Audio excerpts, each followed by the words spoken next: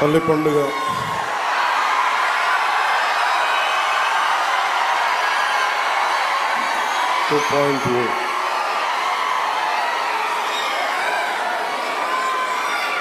గౌరవ ముఖ్యమంత్రి శ్రీ నారా చంద్రబాబు నాయుడు గారి ఆధ్వర్యంలో ఎన్డీఏ కూటమి ప్రభుత్వం ఏర్పడిన తర్వాత 2 రోడ్లు రహదారులు గత ప్రభుత్వంలో అన్నీ పాడైపోయి గుంతలు, నడవలేని పరిస్థితులు, బండ్లు నడపలేని పరిస్థితులు. ఇలాంటి నేపథ్యంలో వారితో విసిగి వేసారిపోయి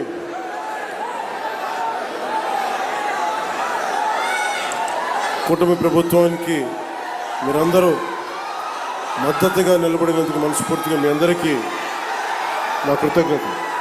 పల్లె పండుగ 2.0 ఇది దాదాపు 6,000 కోట్ల పైతోటి పనులు ప్రారంభిస్తూ ఉన్నాం.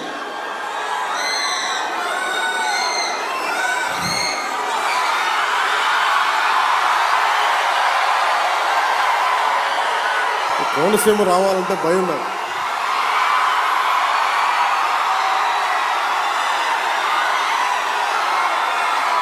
అంటే నేను చాలాసార్లు చెప్తా ఉంటా, కోనసీమకి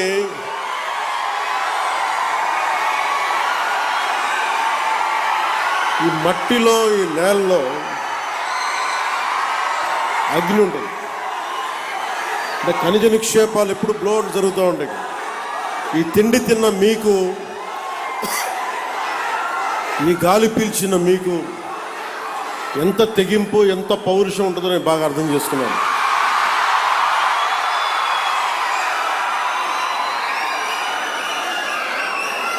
ఆడపిల్లలకు కూడా ఎంత తెగింపు ఉంటుంది. ఇక్కడ దారి పొడవున వస్తూ ఉంటే అమ్మలు, అక్కలు, చెల్లెళ్ళు, ఆడపడుచులు హారతులు ఇస్తూ, పెద్దలు, పిన్నలు, యువత హారతులు ఇస్తూ ఉంటే చాలా ఆనందం వేస్తుంది. ఇంత ప్రేమకి నోచుకునే అర్హత నాకుందా అనిపిస్తుంది ఒకసారి. భగవంతుడి దీవెన, మీ అందరి ఆశీస్సులు, చల్లని ఆశీస్సులు, మీరు నన్ను ఈ స్థానంలో కూర్చోబెట్టారు. ఇందాక ముందు శుభం మాట్లాడుకుందాం. దారిలో వస్తూ ఉంటే శివాలయం ఇంకా పూర్తి కాలేదు. ఆ శివాలయం పేరేంటిది?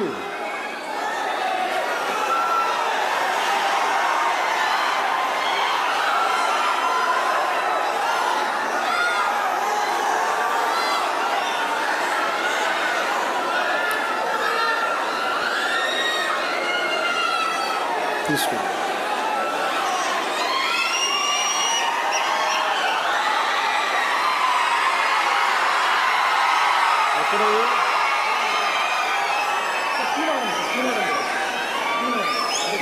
శివాలయమా? సరే, కోనవరం అంటే ఈరోజు ఎందుకు ప్రత్యేకించంటే, ఈరోజు సుబ్రహ్మణ్య షష్ఠి శుభాకాంక్షలు తెలియజేసుకుంటూ, కోనవరం శివాలయం ఆగిపోయింది. సుబ్రహ్మణ్య షష్ఠి రోజున మీరు సుబ్రహ్మణ్యేశ్వర స్వామి తండ్రి అయిన పరమశివుడు ఆలయం ఆగిపోతే దాన్ని ఎలా వదిలేస్తాం? నేను మీకు మాటిస్తున్నాను, అది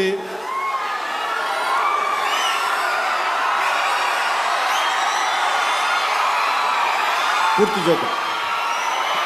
టైం లైన్ చెప్పడానికి నాకేముందంటే, నాకు అది ఏ స్థాయిలో ఉందో తెలియట్లేదు. అందుకని మీరందరూ సంసిద్ధంగా ఉంటే వచ్చే సంవత్సరం లోపే దాన్ని నేను కూడా కొంత నా వ్యక్తిగత నిధులు ఇస్తాను దానికి.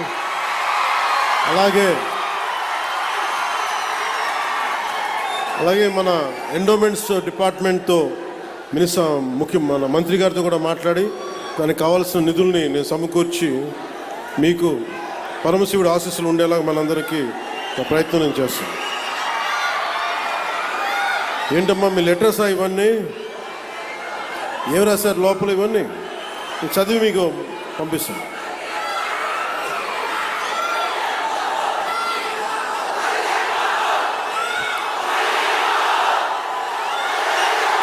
అలాగే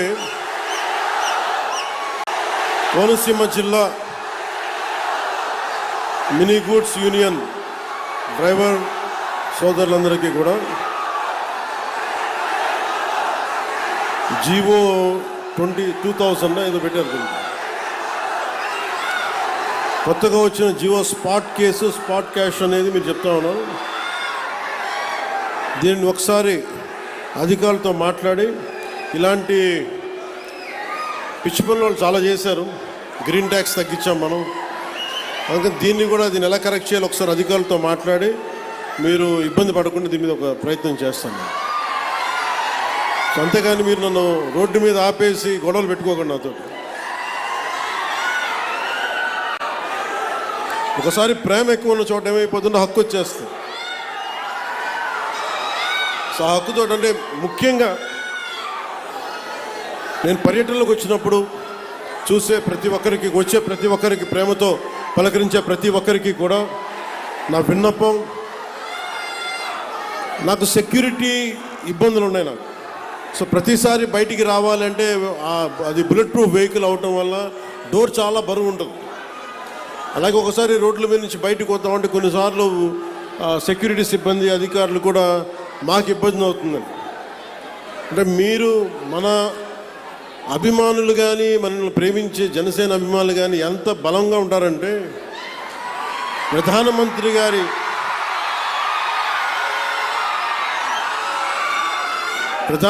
గారి ఎస్పీజీ గ్రూప్ కూడా, ప్రధానమంత్రి భద్రతా వ్యవహారాలని పర్యవేక్షించే ఎస్పీజీ వాళ్ళు కూడా నాకేం చెప్తారంటే,